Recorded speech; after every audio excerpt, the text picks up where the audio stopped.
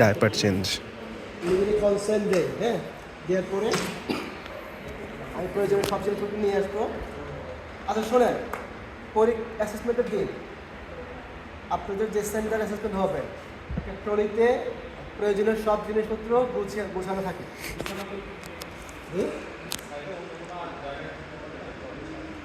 প্রথমে আমি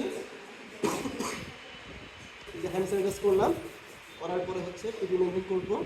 দেন অবশ্যই হসপিটাল বেড না, বেডটা লক থাকবে, কী থাকবে, লক প্লাস প্রাইভেসি মেনটেন করবো, ঠিক আছে। এরপরে যদি রাবার শিট পরা থাকে, রাবার শিট পরাবো না, যদি না থাকে রাবার শিট দিয়ে দিবে, ঠিক আছে। এখন রাবার শিট দেওয়ার ক্ষেত্রে খুব সিম্পল, রাবার শিট আছে। প্রথমত হচ্ছে আমি কী করবো, যেহেতু পরা আছে, হ্যাঁ দেখেন এটা কিন্তু হচ্ছে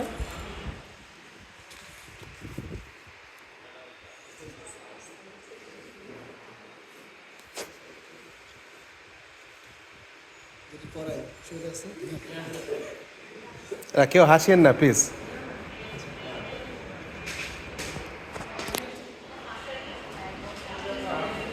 দেখেন একটু হচ্ছে, হ্যাঁ অবশ্যই লক থাকবে একটু, হ্যাঁ দেখেন আপনাদের কাজ হবে এইটা হচ্ছে সঠিক মেজারমেন্টে রাখা। কারণ এটা যদি সঠিক মেজারমেন্টে না থাকে দেখবেন হয় এই পাশটা এরকম উঁচা হয়ে যাবে অথবা এটা এরকম হয়ে যাবে, ঠিক আছে।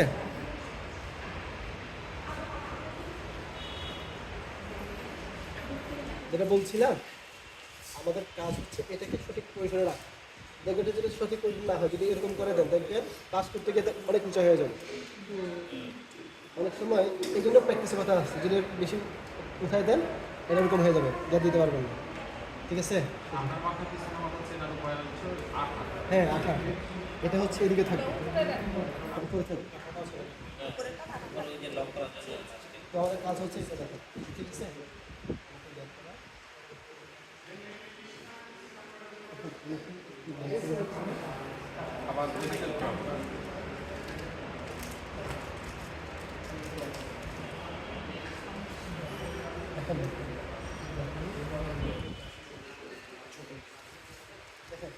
এই জন্য এটা প্র্যাকটিসের বিষয় আছে। আমি কেন দেখাইতেছি, দেখেন যদি মেজার না হয়, প্র্যাকটিস না করলে কী হইতে পারে, ক্লিয়ার। হ্যাঁ সামনের দিকে পিছনের দিকে ভিডিওতে দেখলাম, মানে উপরে ছিল তারপরে প্র্যাকটিসের বিষয়, কিন্তু দেখবেন।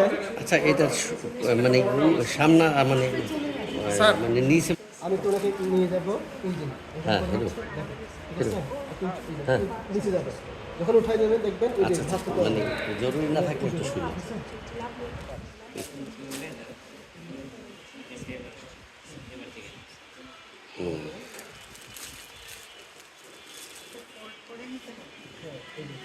একটু ভাস করে নিলাম, নাহলে টাইনে বাদ করবো কেমন।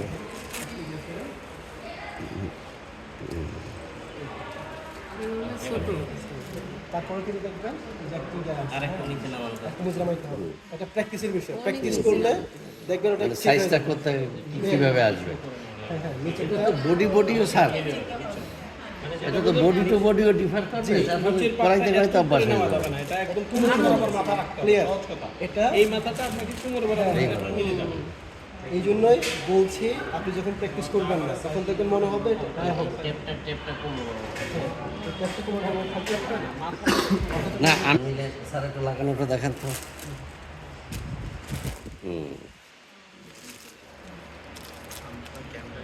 এটা একটা গুরুত্বপূর্ণ টাস্ক, ভালো করে একটু শিখে রাখি। ভবিষ্যতে মানে বাচ্চা কাচ্চারা একই তো সিস্টেমে থাকে, বয়স্ক ওরা তো পারার কথা, ওরা তো প্যাম্পার্স পরাইছে অনেক।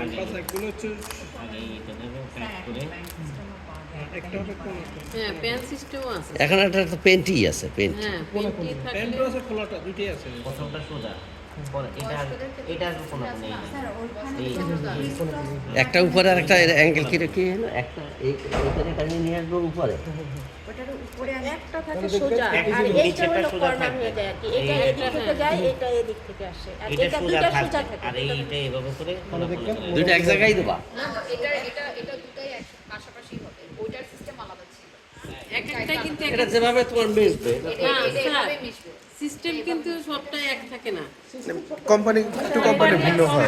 একটা মোটা মানুষের তো স্যার সেই জন্য এরকম হচ্ছে। মোটা, হ্যাঁ। আর এখানে এইটা হলো এই দুইটা বরাবর থাকবে আর এই প্রয়োজন হচ্ছে এটাকে জাস্ট এরকম করে দিবেন। ভিডিওতে যেটা ছিল স্যার সেটা এটা হচ্ছে অন্য ধাঁচের, এটার অন্য হ্যাঁ ধাঁচের। এটার কর্নারটা এটা একটু অনেক তাহলে লম্বা ছিল, মোটামুটি যার হচ্ছে- কারণে এখানে ধরেন এটাকে খুলবো, ঠিক আছে?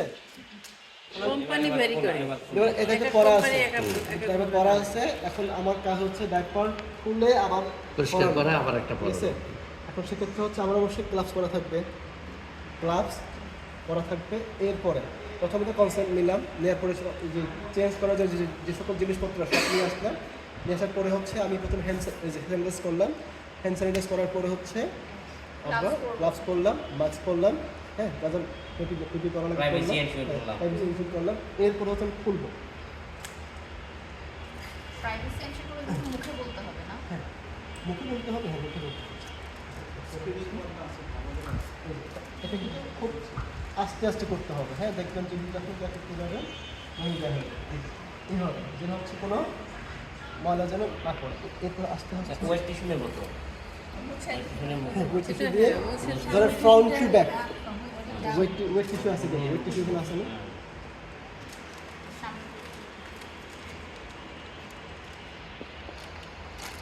এখানে হাত, এবার হাত দিয়ে বক্স খোলাও তো একটা ছিল না? এটা হচ্ছে যে ফ্রন্ট টু ব্যাক আর কি, হ্যাঁ। এরপর হচ্ছে অবশ্যই পাশে কিন্তু ডিসপ্লে বক্স থাকবে। এখানে হচ্ছে খুব হ্যাঁ আমাদের এরপরে দিবেন। এরপরে যতটুকু লাগে আবার দিয়ে হচ্ছে আবার গ্যাপ করবেন। এরপরে খুব ধীরে ধীরে ধীরে হচ্ছে আচ্ছা এর আগে হচ্ছে যদি গ্যাপ করে দিবেন, হ্যাঁ। এরপর হচ্ছে দেখেন, এরপর আবার যে ওয়েবস ওই যে ওয়েট টিস্যু নিয়ে হচ্ছে আবার হচ্ছে ভালো ক্লিন করবেন। ক্লিন করার পরে অবশ্যই এই ফাঁকে একটু ওনাকে গ্যাপ করে হচ্ছে টানতে হয় আর কি, হ্যাঁ। ব্যাক সাইড করার সময় তো আমরা উপর থেকে নিচের দিকে উপর থেকে নিচে তাই না? এটা হচ্ছে ওখান থেকে বাইরে থেকে ভিতরে দিকে না আমি ভিতর দেখছি থেকে এটা বাইরে। এভাবে না করে দিলে এটাকে প্রেস দিয়ে আবার ওই ক্লিপগুলো লাগাই দিই। ক্লিক করে দেয়। একটা জিনিস হচ্ছে খুব আপনি ফ্রেন্ডলি বলি, একটা জিনিস হচ্ছে আমরা যদি জেনে থাকি, ঠিক আছে? এটা আপনি যত প্র্যাকটিস করবেন কন্ডিশনের উপরে অনেক কিছুই থাকে। এই জন্য প্র্যাকটিসটাই আসছে। দেখবেন ওই যে ধরেন আপনি বলেন, আমি বলি যতই বড় ট্রেনার হোক, হ্যাঁ, আপনি যখন এক মাস প্র্যাকটিস করবেন না, এরপরে যখন কাজ করতে যাবেন দেখবেন হালকা করতে একটু 19-20 হবে। আর এর যদি অল্প করে ছাটি মুছা ঠিক করে দিতে হবে না, না, এটা চেঞ্জ করতে হবে, চেঞ্জ করতে হবে। হ্যাঁ। আর কোশ্চেন হচ্ছে তারপর কতক্ষণ পর চেঞ্জ করবে। না ওই এটা না স্যার আমি আবার শিখতে কারণ সেটা বেসিক্যালি